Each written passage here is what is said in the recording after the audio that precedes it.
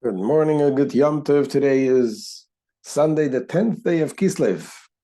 It is the Chag HaGeula of the day of the liberation of the Mittel Rebbe, the second Chabad Rebbe, the son of the Alter Rebbe, the TORAH. And yesterday we celebrated Tes Kislev, the 9th day of Kislev, the birthday and the Yortzeit of the Mittel Rebbe. So let's begin today again with the tzedakah, and we continue in the long essay of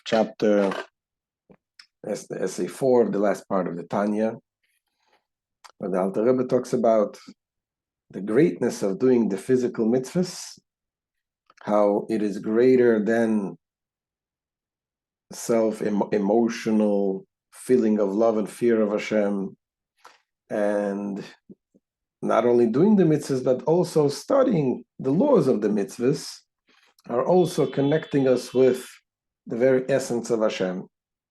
And we explained not only mitzvahs that are applicable, you can say when you study a mitzvah, it is considered, when you study the laws of the mitzvah, it is considered as if you did the mitzvah. Like it says, "Unashalma parim sfaseinu," let our lips pay the bulls. Meaning that in the time of the temple, we would bring offerings to Hashem in the temple. And now that you don't have the temple, the prayer and the studying of the Torah, when you study the laws of Ola, offering is considered like as if you actually offered. And the same thing is when you study or you pray, it's considered as if you're actually doing the mitzvah. But this would be true with mitzvahs that are relevant. What about mitzvahs that are not relevant? So first of all, we can differentiate between mitzvahs that are positive mitzvahs. So if you study a positive mitzvah, it's considered like you positively did that mitzvah. What about negative mitzvahs? What about prohibitions?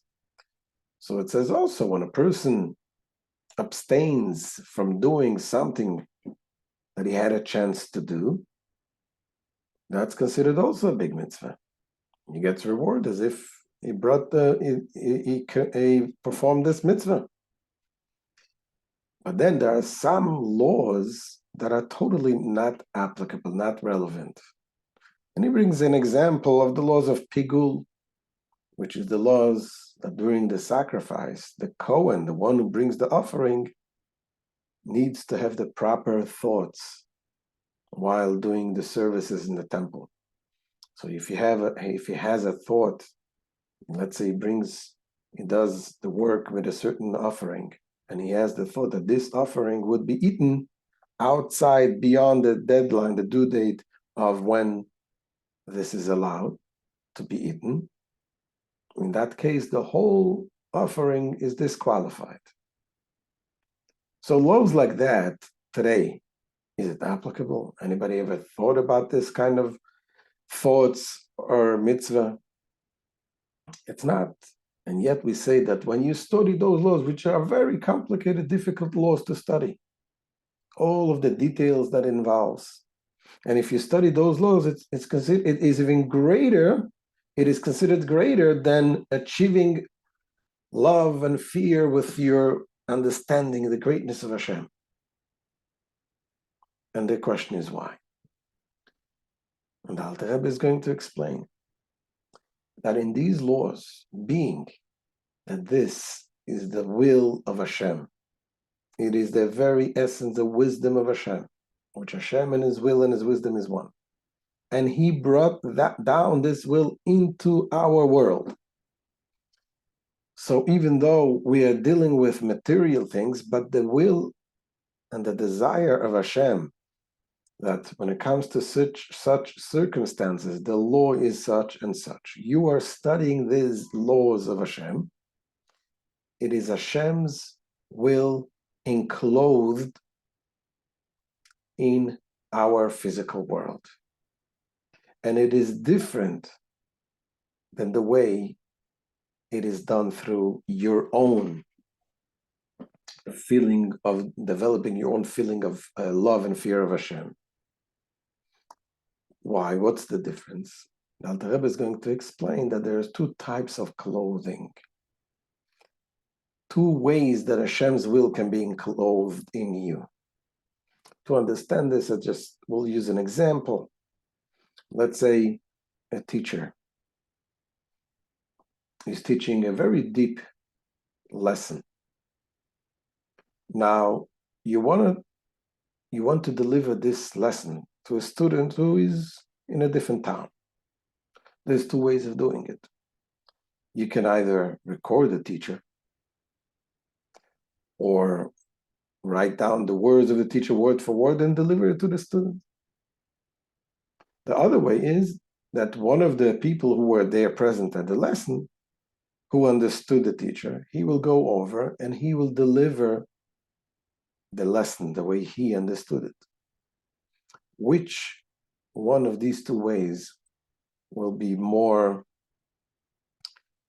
original without not being tempered?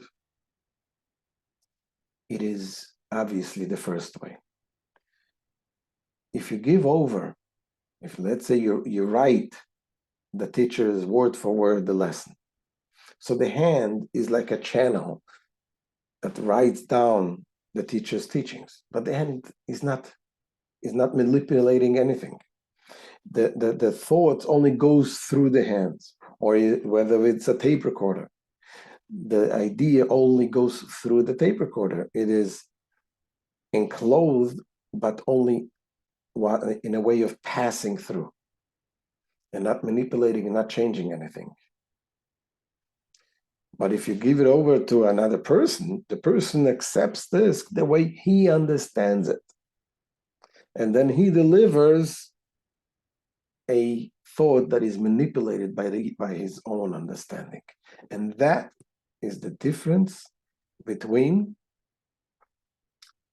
studying teachings about the greatness of Hashem and developing feelings of emotions of your own versus studying the laws of the Torah, of God's laws.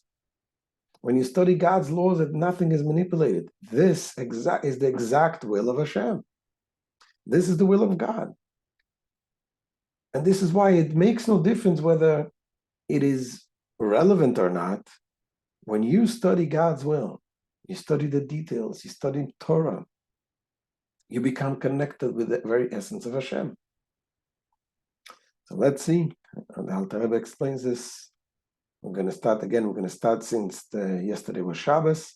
We're going to start from the lesson of Shabbos, the 9th day of Kislev. Then we'll continue today's lesson, the 10th day of Kislev. Says the Alter Rebbe,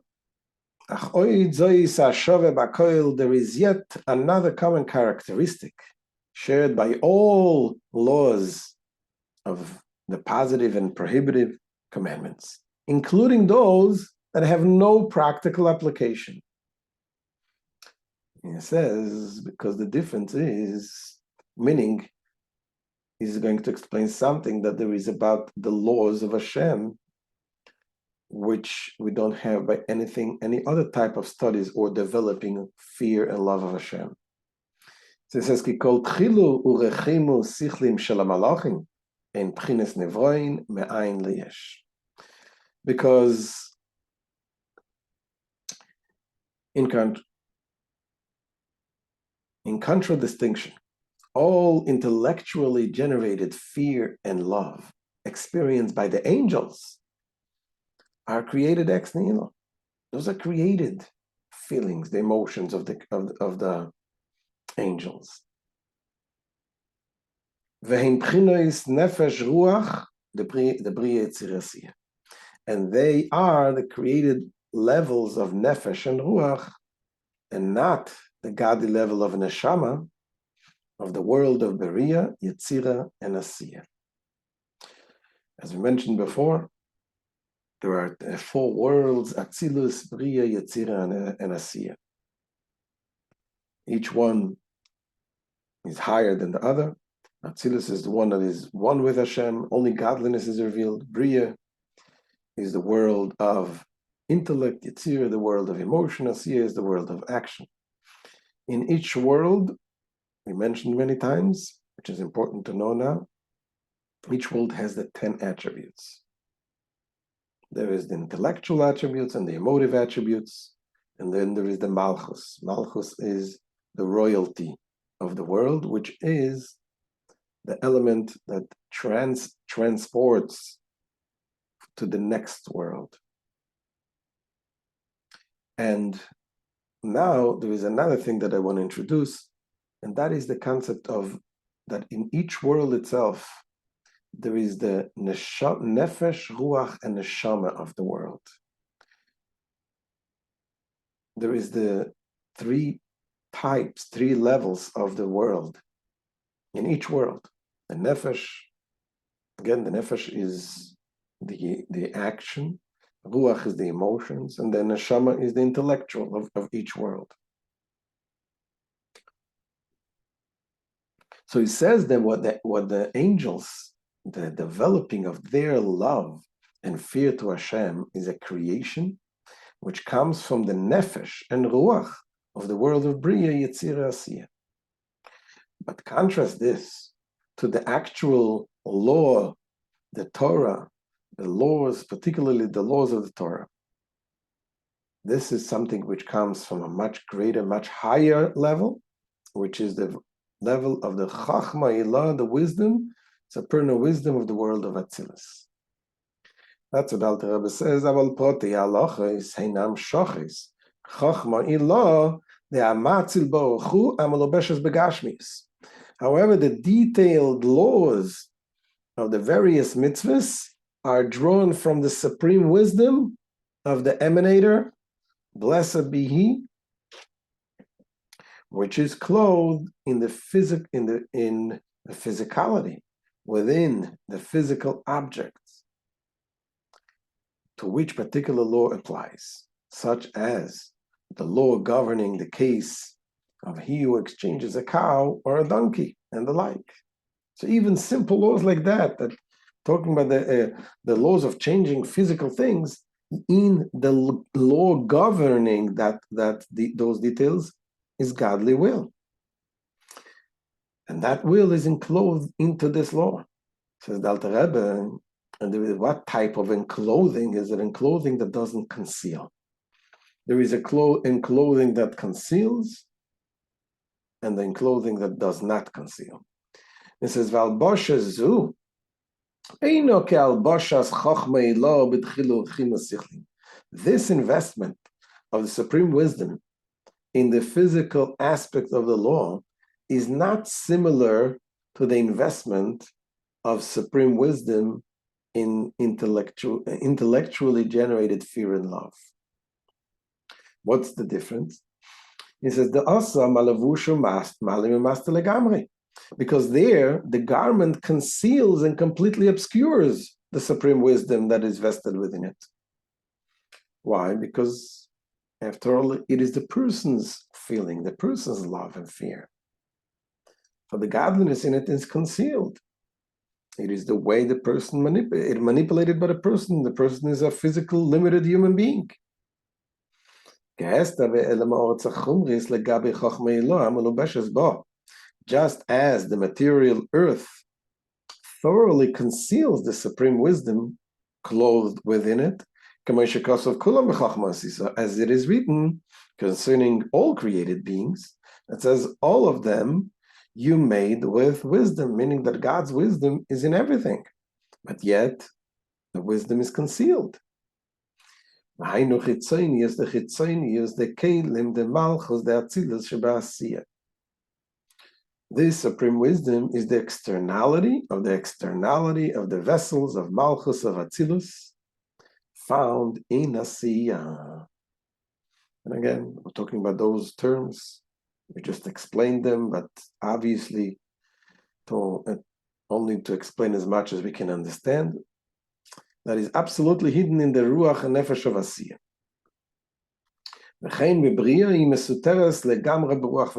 So too in Bria, it is completely hidden in the Ruach and Nefesh of Bria,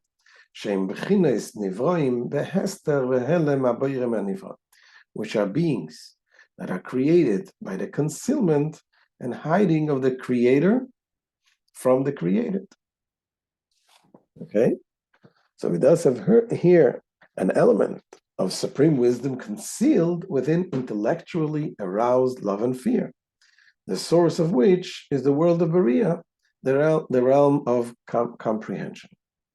So the love and fear is a concealed love and fear. The godliness is concealed within them. However, this is the end of yesterday's year, and today's lesson, Alter Rebbe continues. This is not so, however, with regard to the law. In which a radiance of the wisdom illuminates them manifestly. They do not conceal it. Because that's exactly the exact laws that we study. This is the exact will of Hashem. That is not concealed. The garment of Asiyah serves merely as a passage. Just like in the example, we gave the thought that is given through the tape recorder or through the hand that is writing down something. It is only passing through the hand. It's not manipulated through the hand. And it says,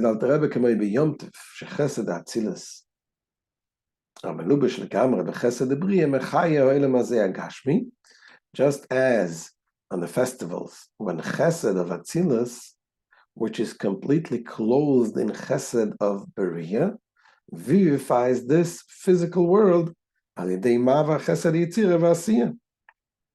passing through the chesed of Yetzirah and Asiyah, and of Asiyah. Anikro gamkein islapshus. This passage is also called investment. For otherwise, it would not affect the physicality of this world. So a day of a Yom Tov, a festival day, has a greater light of Hashem that is revealed in that day, but it goes through the different levels, but only passing through those levels. Now, though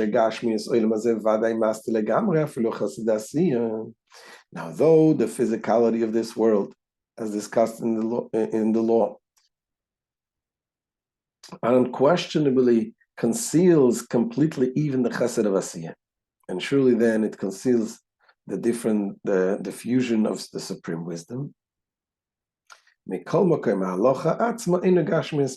Still, the law proper is not actually physical. Like we said, yes, the law deals with physical thing. Tefillin deals with the physical tefillin, physical parchments. But the law governing it, that we have to wear the tefillin, and what the size of the tefillin, all of these details, they're not physical. They're God's will. It is the divine will drawn from the supreme wisdom for leniency or severity. We're learning laws, civil laws the way it is in the Torah. So it says all the details, how in certain situations, some situations is more lenient, some situations is more stringent, and all types of laws.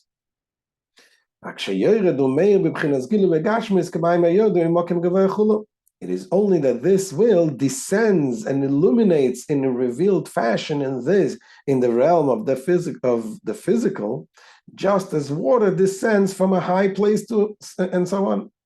When you bring water from a high place, it's the same exact water that comes from the high place down to the bottom of the mountain. It's the same water. Unlike when you shine a light, for example. If you shine a light from far away, the light that is far away is much more intense than the light that reaches miles and miles further.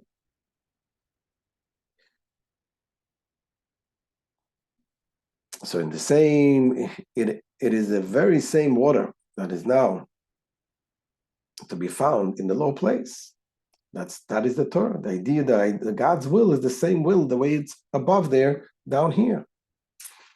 However, the physical objects that the Torah is talking about, that object surely is physical.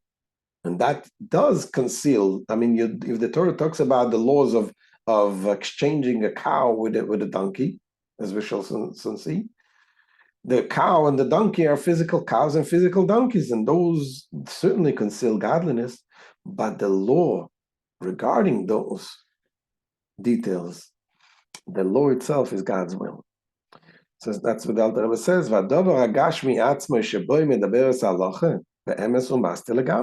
The physical object itself, which the law discusses, does in fact utterly obscure.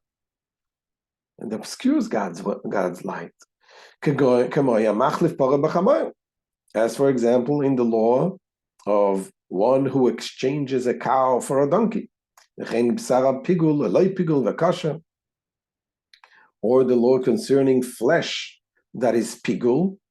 As we mentioned before, this is flesh of an offering that had the improper thought while offering it. It's called pigul, or is not pigul and is kosher. So the flesh itself is physical and conceals the godliness.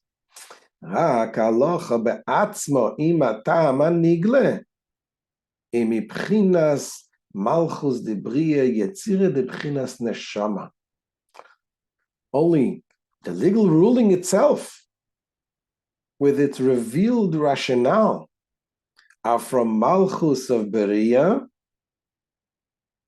the reasoning of the Gemara, and of Yetzira, the ruling of the Mishnah, of the state of Neshama.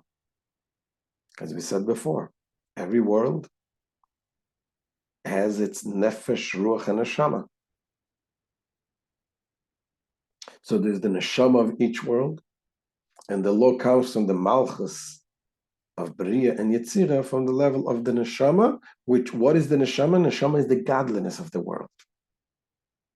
Shehu elokus samechaye umehave nefesh ruach de Bria Yetzira asiya, which is godliness that vivifies and brings into being the nefesh ruach of Beria, Yetzira, and Asiya, which are in the category of created beings. And this says the Alter Rebbe, shein tchilu rechimu shel hamalachim v'neshama is v'chochma bina das shalem me'ayin leyesh. They vivify the nefesh of ruach of Beria, Yetzira, Asiya, which are the awe and love of angels and souls, and their Chabad, meaning the contemplation of God's greatness that leads to love and fear. All this is created and vivified ex nihilo, something for nothing, as are all created beings. As to this radiance of supreme wisdom that descends through the Malchus of Bria and Yetzira in the form of Torah, as it is found in those words prior to its descent below, it is therefore slacks their thirst. So slakes the thirst. It quenches the thirst, basically. The thirst that the souls and the angels in the world of Bria Yetzira, when they have the thirst to godliness. So in this godliness that goes through the Chachma, Bina, and Das in their world, quenches their thirst of godliness. Before it descends this world like descending waters, now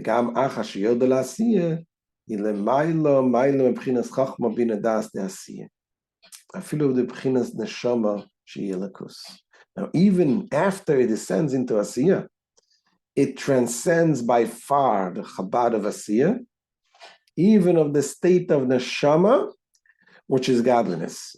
Why? For this is godliness of Asiya, while the illumination of supreme wisdom with the laws is the godliness of Atzilus. So I know this is quite deep, But the bottom line of what we learned from this lesson is the greatness of the studying of the Torah, specifically the laws of the Torah, because there it contains the ultimate wisdom and the will of Hashem, which is not obscured, even though it goes through all of the different worlds until it comes down to this world, because it still remains the very pure law and will of Hashem. That's why we study the Torah. We study the Torah, whether it is relevant or not, it makes no difference. The connection with Hashem is still the same. So, B'ezrat Hashem, this is the end of today's shiur. We shall continue tomorrow, B'ezrat Hashem. All the best.